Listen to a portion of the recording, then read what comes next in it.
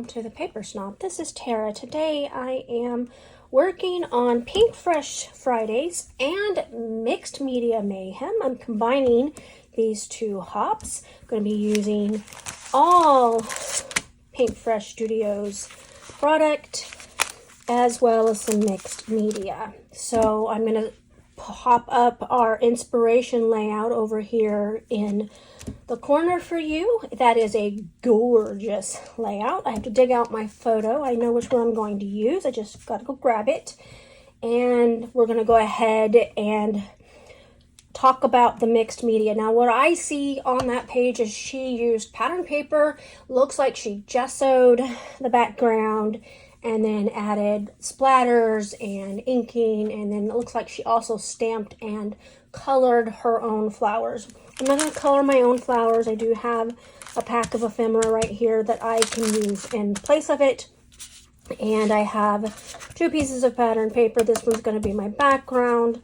And of course, this one's going to be the piece that is torn in there. And then I've got stickers and puffy stickers here as well to play with. So I'm going to go ahead and pause this video. We're going to get started on this mixed media so it has time to dry so that I can get busy with this mixed media. And here is my gesso. All right, I am going to spread the gesso on my glass media mat because it is really thick. And I need to thin it out with some water first. And yeah, I put way too much out there, so I'm going to end up wasting a bunch of this, but I really need to thin it down. This is just way too thick. I know it's a heavy gesso, but it's thicker than it was when I first got it. And so I'm just kind of putting it in the middle. And I really like the way that layout looks that has gesso in it. I don't do this often enough, but I do really enjoy playing with gesso and making the ink work with the gesso. It's just kind of a fun little process. So I let my gesso dry, and now I'm going to be doing some stenciling with this burlap stencil. The original layout, the inspiration layout, had burlap on it, and I thought that was a good excuse to bring out my burlap stencil and this, I think this is butterscotch stencil paste by Vicki Boutin, and I'm going to use that in place of the actual burlap that is on the original layout. I haven't used the stencil very much, and I thought this would be a great time to pull it out and break it out. I'm just going to do a couple swipes on either side. It's there's no rhyme or reason. I'm just kind of putting some of the texture paste on there, and then I'm going to allow it to dry overnight.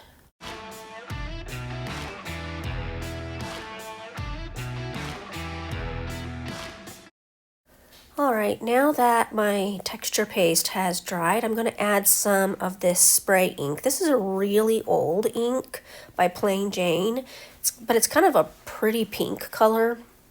And so I'm just going to use my packaging technique to get some of this ink onto my background. I'm going to spray a little water on it, and then I'm going to grab the packaging. I'm going to dip it in there, and I'm just going to kind of press it around in various places on the background, trying to pay attention to where the gesso is. You can really tell the difference in spots if you look very closely on the layout where I put the ink where the gesso is versus where it's not. It's a really fun look. I like how the gesso makes the color a little bit lighter, kind of gives it that watery, milky color. It's really pretty. All right, now it's time to build the layout. Now I wanted to play with these beautiful little gems from PinkFresh Studios, so I pour some in my little triangle, and now I'm going to tear my pattern paper down to get that strip. I'm sure it's not exactly like the one on the original layout. And I also realized that I need to put mine on in a different way because her photo, the person is looking in one direction and I'm actually looking in the opposite direction in my photo. So I have to flip my straight side around. And so that means that my title and everything is going to be on the other side versus the original layout. But otherwise, I'm pretty much following the original layout. Now, I am adding some fun foam to the back of these pieces, and I found this title piece in I think the journal bits is what they call them, and I'm going to use that for my title. It's just a banner, and it says, "Remember this day." I really like this photo of myself. This is an older photo. I believe this photo was taken in 1998. We had met up with my sister and her family and some of my biological father's family members and had gone to the zoo in Little Rock, Arkansas. And so my sister just snapped this photo of me at the zoo. Anyway, I'm going to be playing with this ephemera, and the original layout, I think I mentioned, it looked like she had stamped and then watercolored her flowers on her layout, and I'm just not going to do that. I also did not bring in any buttons, so I put some foam adhesive on the back of these cardstock stickers that are circular shape, and I only have 3 of them, so that's kind of why I am bringing in the gems, just to get a little more of those circular elements on there, like the original layout. I mean, I know it's not quite the same, but it works, and that is kind of just how I'm mimicking that. Adding the fun foam to the top piece of floral ephemera, and then I will go ahead and glue down the other pieces as well. The original layout also had some phrases that I actually didn't see when I first took a look at it. That layout has so many gorgeous details on it that every time I look at it, I find something else on it. And so I pull my cardstock stickers out again, and I'm looking for some phrases that will work with this layout. There are tons of phrases on these, but they don't really work with the photo or the story that's being told here. So I'm only going to pull a couple of them because, I don't want to just, because like one of them says plant mama, and of course that has nothing to do with my photo at all. So I managed to find 3, and that will just have to do.